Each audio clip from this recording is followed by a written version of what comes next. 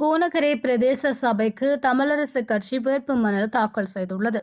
கிளிநொச்சி மாவட்டத்தின் பூநகரி பிரதேச சபைக்கான வேட்புமனுவை இலங்கை தமிழரசு கட்சியினர் இன்றைய தினம் தாக்கல் செய்துள்ளனர்.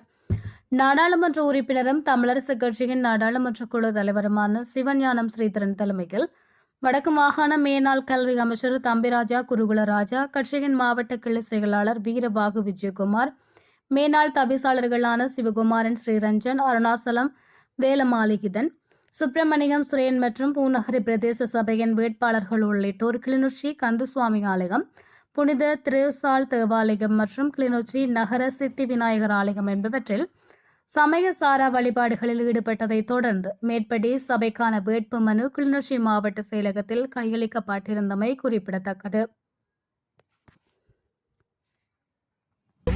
எங்களுடைய மக்களின் தேசிய விடுதலையை மனதிலே கொண்டு இன தேசியத்திற்கான தனித்துவ அடையாளங்களை பேணும் வகையில் தமிழ் தேசிய இனத்தின் அடையாளமாக கிளிநொச்சி மாவட்டத்தில் உள்ள 3 பிரதேச சபைகள், பூநகரி பிரதேச சபை, பச்சிலப்பள்ளி பிரதேச சபை, கரைச்சி பிரதேச சபையை நாங்கள் எங்களுடைய ஆளுகைக்குள் எடுத்து மக்களுக்கான அடிமட்ட பணிகளில் இருந்து அரசியல் பணி வரையும் செய்வதற்கான ஒரு காத்திரமான நாளாக இன்றைய நாள் அமைந்திருக்கிறது.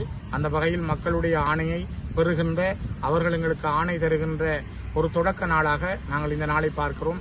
மகிழ்ச்சியோடும் நல்ல மனதோடும் தூர நோக்கோடும் எங்கள் மக்களுக்கான பணிகளை ஆற்றுவதற்காக நாங்கள் எங்களுடைய கரங்களை இறுக்கமாகவும் ஒற்றுமை உணர்வோடும் இறுகப்பற்றி நிற்கிறோம். அந்த வெற்றிக்கான பாதை தமிழ் தேசிய இனத்துக்கான நல்ல ஒரு அடையாளத்தை தரும் அந்த நம்பிக்கையோடு பயணிக்கிறோம்.